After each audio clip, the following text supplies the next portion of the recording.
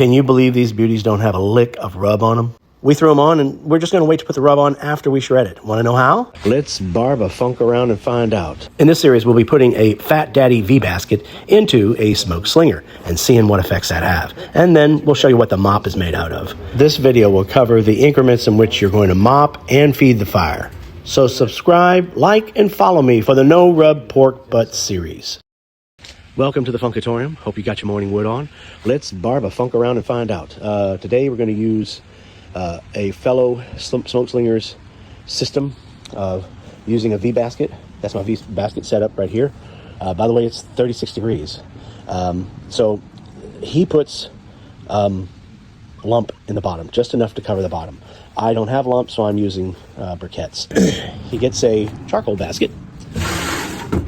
I'm starting to preheat the inside of this and gets those charcoals going, and he puts those on top, and then he adds the wood. He adds a couple of sticks of wood. These are going to go in this side to be seasoning as we're going on. Got to be careful here because I prefer not to have any of these holes fall out just like that. But it's no big deal because I happen to have my gloves here. That's also a fireproof mat. All right, so we're good there. I'm going to go ahead and stick some pre-seasoned wood that I already had on top. That and push the basket.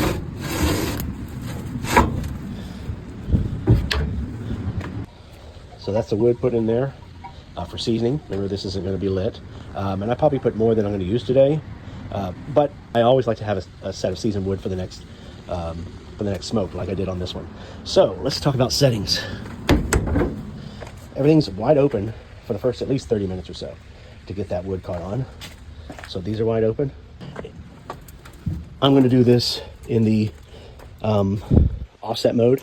So I do have three kind of spaced out tuning plates here and then solid tuning plates on this side. And I'm going to be favoring the smoke coming out of this side. So once I get up to temp, I'm going to close those down and you'll see what I do next. Temperature probe's right there.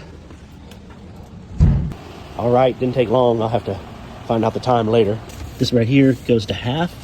This right here really doesn't need to be opened at all. These completely. Remember, we're doing offset, so the heat and smoke is going to travel this way, and then we're going to dial these back like that. There we go. So now we need to just restrict some of that airflow and let it stabilize. But as you can see, we're almost on 500 on this side. On the next episode, we're going to cover the very limited prep for these butts, incremental loading times, and of course, the whole mop process. My meat don't take no mop.